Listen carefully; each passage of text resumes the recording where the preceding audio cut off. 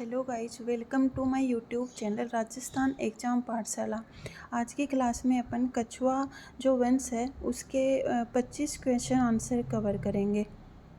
150 number question देखिए। कछुआ राजवंश ढूंढाड़ राज्य के संस्थापक थे। ऑप्शन ए है दुल्ले राय, बी है भारमल, सी है जयसिंह और डी है कोकिल देव। तो जो दुल्ले राय थे वो कछुआ राजवंश के संस्थापक थे। दुल्ले राय ने दौसा नामक स्थान जीतकर वहाँ पे उसको अपनी राजधानी बनाया था और वहाँ पे कछुआ राजवंश की क्या की थी, स्थापना की थी। तो कछुआ राजवंश के संस्थापक कौन थे? दुल्ले राय थे। 151 नंबर क्वेश्चन देखिए। कछुआ राजवंश की प्रथम राजधानी कहाँ थी? ऑप्शन ए है दौसा, बी है जमवा रामगढ़, सी है आम्बेर और डी है जयपुर। तो कछुआ राजवंश की प्रथम राजधानी कौन सी थी? दौसा थी। और जो दुल्ले राय थे उन्होंने ना दौसा में कछुआ राजवंश की क्या की थी, स्थापना की थी। 152 नंबर क्वेश्चन देखिए। कोकिल देव ने आमेर को कछुआ राजवंश का अंग कब बनाया था? अब मैं आपको बता दूं कि दुल्ले राय का उत्तराधिकारी कौन बना? कोकिल देव था। और कोकिल देव ने ना आमेर के मीनाओं को हराकर है ना, जो कछुआ राजवंश है उसको ना आमेर को अपना क्या कछुआ राजवंश का अंग बनाया था। तो उन्होंने कब है ये इसको अंग बनाया था? ऑप्शन ए 1217, बी है 1207, सी है 1195 और डी है 1227। Sorry guys. तो इसका जो 152 नंबर क्वेश्चन का उत्तर होगा वो क्या होगा? 1207। इसमें जो कोकिल देव थे उन्होंने आमेर के कछुआ राजवंश को 1207 में क्या बनाया था? अंग बनाया था। 153 नंबर क्वेश्चन देखिए। किस कछुआ शासक ने आमेर के मीणाओं को परास्त कर उसे अपनी राजधानी बनाया था? ऑप्शन ए है दुल्हे राय, ऑप्शन बी कोकिल देव, सी है भारमल और डी है राजदेव। तो मैं आपको बता दूं कि आमेर के मीणाओं को है ना कोकिल देव ने परास्त किया था और आमेर को क्या बनाया था? अपनी राजधानी बनाया था और 1207 ईस्वी में बनाया था। तो इस 153 नंबर क्वेश्चन का उत्तर होगा कोकिल देव। अब गाइस अपने जो ये 5 क्वेश्चन पढ़े थे उनसे रिलेटेड व्याख्या देखिए। कछुआ प्रारंभ में चौहानों के सामंत थे। इनकी प्रथम राजधानी दौसा रही थी। मैंने आपको बताया था कि जो दौसा थी वो क्या थी? कछुआ राजवंश की प्रथम राजधानी थी। और दुल्ला राय ने जो कछुआ राजवंश है वहाँ दौसा को जो दुल्ले राय थे उन्होंने ना कछुआ राजवंश की प्रथम राजधानी क्या बनाई थी? दौसा बनाई थी। तो कछुआ थे वो प्रारंभ में चौहानों के सामंत थे और इनकी प्रथम राजधानी दौसा रही थी। 1137 ईस्वी में दुल्हे राय ने बड़ गुजरों को परास्त कर ढूंढाड़ में नवीन राज्य स्थापित किया। दुल्हे राय ने ही जमवा रामगढ़ में मीणाओं को परास्त कर उसे अपनी राजधानी बनाया। 1207 ईस्वी में कोकिल देव ने आमेर में मीणाओं को परास्त कर उसे अपनी राजधानी बनाया। कछुआओं की प्रथम राजधानी दौसा, दूसरी जमवा रामगढ़, तीसरी आमेर व चौथी राजधानी जयपुर रही। आपको याद रखना है कि कछुआओं की प्रथम राजधानी दौसा थी, दूसरी राजधानी कौन सी थी? जमवा रामगढ़, तीसरी राजधानी आमेर थी और चौथी राजधानी कौन सी रही थी? जयपुर रही थी। तो आपने पढ़ ही लिया था कि भाई जो दुल्हे राय थे उन्होंने दौसा को बनाया था और कोकिल देव ने किसको बनाया था? आमेर को अपनी राजधानी बनाया था। राजदेव ने 1237 ईस्वी में आमेर में प्रसिद्ध कदमी महलों का निर्माण करवाया जहाँ कछुआ शासकों का राज तिलक होता था। 154 क्वेश्चन देखिए। आमेर का वह शासक जो खानवा के युद्ध में सांगा के पक्ष में लड़ते हुए वीर गति को प्राप्त हुआ। ऑप्शन ए है भारमल, बी है पृथ्वीराज, सी है रतन सिंह और डी है आशकरण। तो आमेर का वह शासक जो खानवा के युद्ध में सांगा के पक्ष में लड़ते हुए वीर गति को प्राप्त हुए थे वो कौन थे? पृथ्वीराज कछुआ। आपको गाइस पता ही होगा, मैंने पीछे की क्लास में भी बताया था कि खानवा का युद्ध 17 मार्च 1527 को हुआ था। और खानवा का युद्ध किन के मध्य हुआ था? राणा सांगा और बाबर के मध्य हुआ था और इसमें बाबर की क्या हुई थी? जीत हुई। और खानवा नामक स्थान है वो भरतपुर के निकट पड़ता है। इसमें जो कछुआ वंश में से है ना जो सांगा के पक्ष में लड़े थे वो कौन थे? पृथ्वीराज कछुआ थे। तो आमेर का जो पृथ्वीराज कछुआ थे वो खानवा के युद्ध में सांगा के पक्ष में लड़ते हुए वीर गति को प्राप्त हुए थे। इसकी व्याख्या देखिए। पृथ्वीराज कछुआ 1527 ईस्वी में खानवा के युद्ध में राणा सांगा की तरफ से लड़ता हुआ वीर गति को प्राप्त हुआ। 155 नंबर क्वेश्चन देखिए। शेरशाह सूरी की अधीनता स्वीकार करने वाला आमेर का शासक था। ऑप्शन ए है भारमल, बी पृथ्वीराज, सी रतन सिंह और डी आशकरण। तो शेरशाह सूरी की अधीनता किसने स्वीकार की थी? रतन सिंह ने की थी। रतन सिंह कछवा 1536 से लेके 1546 में शेरशाह सूरी की इन्होंने क्या की थी? अधीनता स्वीकार की थी। मतलब इनका शासनकाल ये था 1536 से लेके 1546 तक। उन्होंने रतन सिंह थे, उन्होंने शेरशाह सूरी की अधीनता स्वीकार की थी। रतन सिंह के काल में राजकार्य तेज सी रायमलोद देखता था। इसके चाचा सांगा ने इसके शासनकाल में सांगानेर बसाया था तथा आमेर लेने का भी असफल प्रयास किया। रतन सिंह के भाई आशकरण इसे मरवाकर स्वयं शासक बन गया, मगर कुछ समय बाद ही भारमल ने आशकरण को पदच्युत कर दिया, तब भारमल आमेर का शासक बन गया।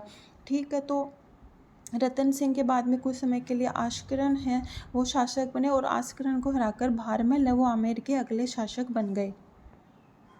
156 क्वेश्चन देखिए।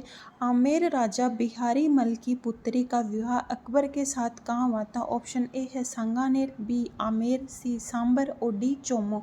तो जो राजा बिहारी मल जो भारमल थे गाइज, उन्हीं का उनको बिहारी मल भी बोला जाता है। उनको बिहारी मल जो टोर थे उन्होंने बोला था। तो आपको जो बिहारी मल की पुत्री जो हरका बाई थी उनके साथ अकबर का विवाह था वो सांबर नामक स्थान पे हुआ था। और अकबर जब अजमेर यात्रा आया था तो सांबर में रुका था। और ये जो आमेर का जो कछवा वंश था उन्होंने सबसे पहले है ना मुगलों की क्या की थी? अधीनता स्वीकार की थी और वैवाहिक संबंध क्या स्थापित किए थे। 157 क्वेश्चन देखिए। अकबर द्वारा राजपूतों से वैवाहिक संबंध नीति में सर्वप्रथम किससे विवाह किया? ऑप्शन ए है मानबाई, बी है जोधाबाई, सी है हरकाबाई और डी है इंदर कुमारी। तो इसका उत्तर होगा हरकाबाई। और आपको मैं बता दूं कि हरकाबाई है, इसका इतिहास में अलग अलग नाम भी देखने को मिलते हैं। जैसे इनको शाहीबाई भी बोला जाता था, मानमती भी बोला जाता था और मरियम उज्जमानी। तो जो अकबर के साथ है ना वैवाहिक संबंध जो आमेर के कछवा राजवंश में किया था उसमें सबसे अकबर के साथ किसका विवाह हुआ था? हरकाबाई का हुआ था। 158 क्वेश्चन देखिए। निम्न में से आमेर के किस शासक ने सर्वप्रथम मुगलों के साथ संधि की थी? ऑप्शन ए है ईश्वरी सिंह, बी है भगवान दास, सी है मान सिंह और डी है भारमल। तो भारमल ने सर्वप्रथम मुगलों के साथ संधि की थी और भारमल का पुत्र कौन था? भगवंत दास। और भगवंत दास के बाद में कौन आमेर के शासक बने थे? मान सिंह बने थे। 159 क्वेश्चन देखिए। आमेर के राजा भारमल ने अकबर की अधीनता कब स्वीकार की थी? ऑप्शन ए है 1560, बी है 1562, सी है 1564 और डी है 1566। तो भारमल ने अकबर की अधीनता 1562 ईस्वी में स्वीकार की थी। 160 क्वेश्चन देखिए। मुगल शासक जहांगीर की माता किस राजपूत वंश से संबंधित थी? ऑप्शन ए है कछवा, बी राठौड़, सी परमार, डी चौहान। तो मुगल शासक जहांगीर की जो माता हरकाबाई थी वो किससे संबंधित थी? कछवा राजपूत वंश से संबंधित थी। 161 नंबर क्वेश्चन देखिए। किस राजपूत शासक को अकबर ने अमीर उल उमरा की उपाधि दी थी? ऑप्शन ए है राम सिंह, बी भगवंत दास, सी जसवंत सिंह और डी है मान सिंह। तो गाइस जो इस क्वेश्चन का उत्तर क्या होगा? भगवंत दास है, उनको है ना अकबर ने अमीर उल उमरा की उपाधि दी थी। और आपको मैं बता दूँ जो इनके पिता थे भारमल, उनको भी किसकी उपाधि प्राप्त थी? अमीर उल उमरा की उपाधि। इन दोनों को ही अमीर उल उमरा की उपाधि अकबर के द्वारा दी गई थी। और आपने जो सारे 5वें क्वेश्चन किए हैं उनसे रिलेटेड व्याख्या देखते हैं। अकबर जब 1562 ईस्वी में अजमेर यात्रा पर आया तो अजमेर से लौटते समय सांबर में भारमल ने अपनी पुत्री हरकाबाई मरियम उज जमानी का विवाह अकबर के साथ किया। जहांगीर इसी हरकाबाई, जिनका इतिहास में नाम शाहीबाई मानमती में मिलता है, तो जहांगीर इन्हीं हरकाबाई का पुत्र था। भारमल ने 20 जनवरी 1562 ईस्वी में सांबर में ही अपने पुत्र भगवान दास और पौत्र मानसिंह सहित अकबर की क्या कर ली? अधीनता स्वीकार कर ली। तो कब अधीनता स्वीकार की थी? 1562 में। भारमल, और जिनका नाम अपन को बिहारी मल भी जानने को मिलता है, इनका शासनकाल था 1547 से लेकर 1573 ईस्वी तक। अकबर की मुलाकात मजनू खान नामक व्यक्ति ने करवाई थी। मुगलों से वैवाहिक संबंध स्थापित करने वाला यह पहला राजपूत शासक था। अकबर ने भारमल को 5,000 का मनसब और अमीर उल उमरा तथा राजा की उपाधि प्रदान की थी। तो अमीर उल उमरा की उपाधि किस किन को मिली थी? भारमल और भगवंत दास दोनों को ही अकबर ने दी थी। 162 क्वेश्चन देखिए, भारमल के पश्चात आमेर का शासक कौन बना? ऑप्शन ए है भगवान दास, बी मान सिंह, सी मिर्जा राजा जय सिंह और डी है स्वाई जय सिंह। तो भारमल के पश्चात आमेर का शासक कौन बने थे? भगवान दास बने थे। इस क्वेश्चन से रिलेटेड व्याख्या देखिए, भगवान दास जिनका शासनकाल 1573 से लेकर 1589 तक था, को शासक बनने पर अकबर ने 5,000 का मनसब एवं अमीर उल उमरा की पदवी प्रदान की। भगवान दास ने 1585 ईस्वी में अपनी पुत्री मानबाई का विवाह जहांगीर के साथ कर दिया और खुसरो मानबाई व जहांगीर का पुत्र था। 1583 से लेकर और 1589 ईस्वी तक ये पंजाब के सूबेदार रहा और 1589 ईस्वी में लाहौर में भगवंत दास की क्या हो गई थी? मृत्यु हो गई थी।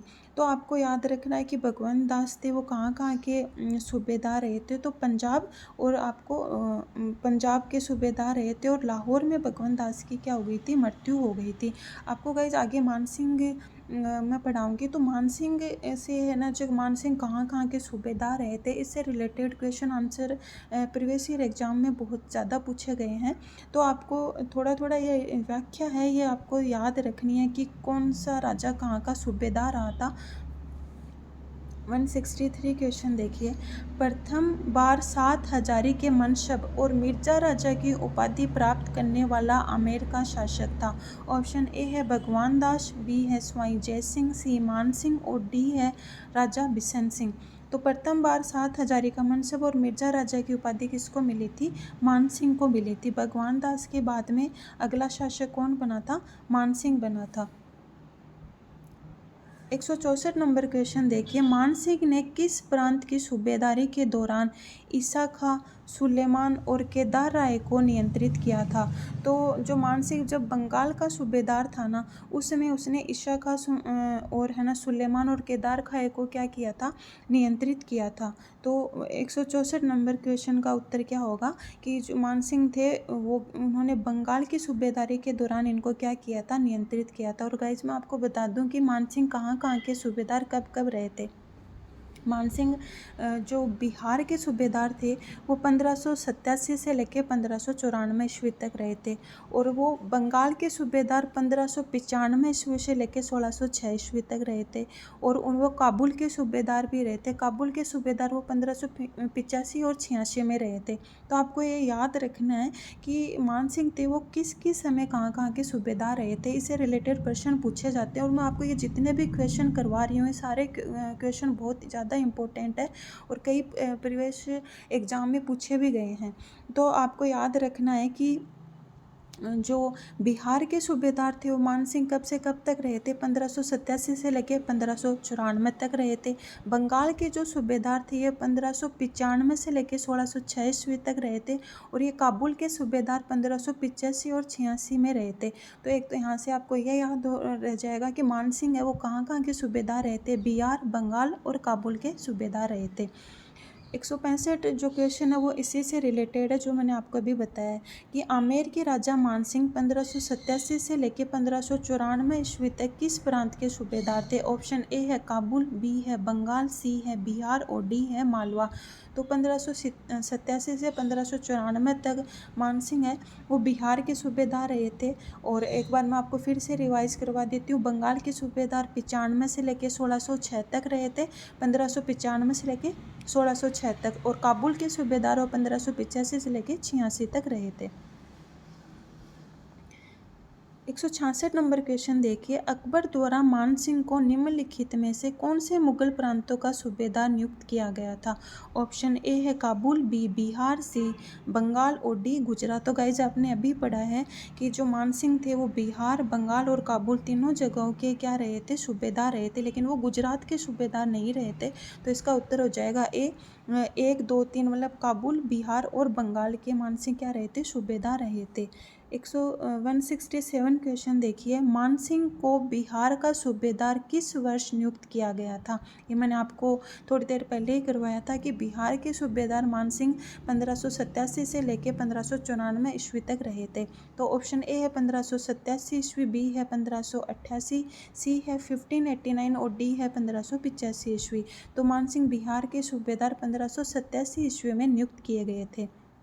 168 नंबर क्वेश्चन देखिए, अकबर का नवरत्न जिसने बंगाल, उड़ीसा एवं बिहार में अफगानों का विद्रोह दबाने में अहम भूमिका निभाई थी। ऑप्शन ए है जय सिंह, बी मान सिंह, सी राम सिंह और डी है मातो सिंह।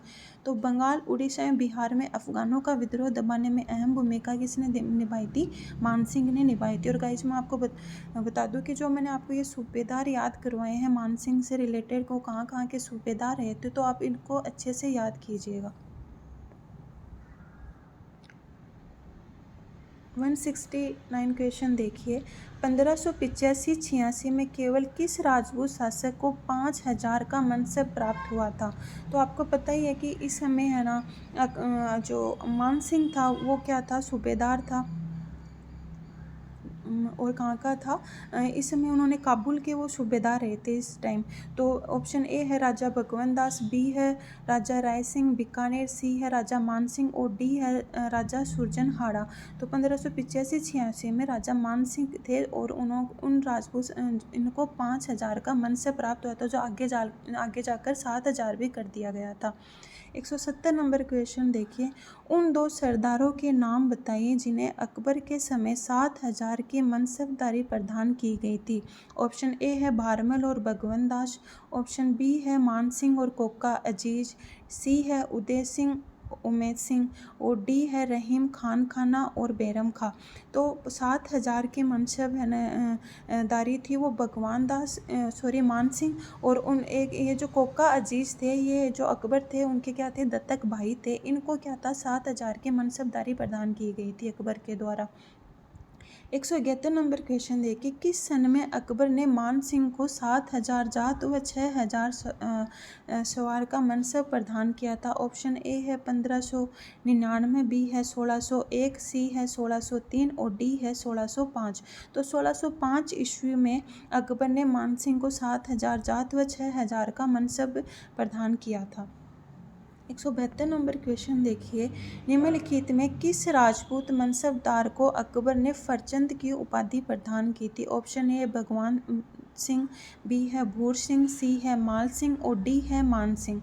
तो अकबर ने फरचंद की उपाधि मान सिंह को प्रदान की थी। और गाइस फरचंद का मतलब क्या होता है, बेटा। तो आपको ये उपाधि याद रखनी है कि फरचंद की उपाधि अकबर ने किसको प्रदान की थी? मान सिंह को प्रदान की थी। 173 नंबर क्वेश्चन देखिए, राजपूत शासकों में किन्हीं दो का चयन करें जिन्होंने मुगलों का सहयोग किया था। एक है राणा सांगा, बी है चंद्रसेन, सी है मान सिंह और डी है राय सिंह। तो मैं आपको बता दूं कि राणा सांगा थे, उन्होंने कभी भी मुगलों की अधीनता स्वीकार नहीं की थी। और मारवाड़ के शासक जो चंद्रसेन थे, उन्होंने भी कभी है ना मुगलों की अधीनता स्वीकार नहीं की थी। तो राणा सांगा और चंद्रसेन ये दोनों ऑप्शन ही कट जाएंगे। फिर है मान सिंह और राय सिंह।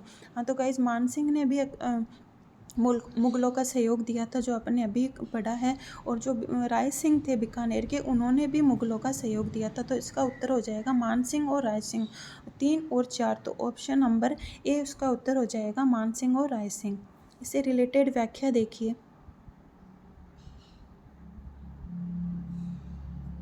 मान सिंह 12 वर्ष की उम्र में ही मुगल सेवा में चला गया तथा अकबर व जहांगीर 2 मुगल सम्राटों की सेवा उन्होंने की।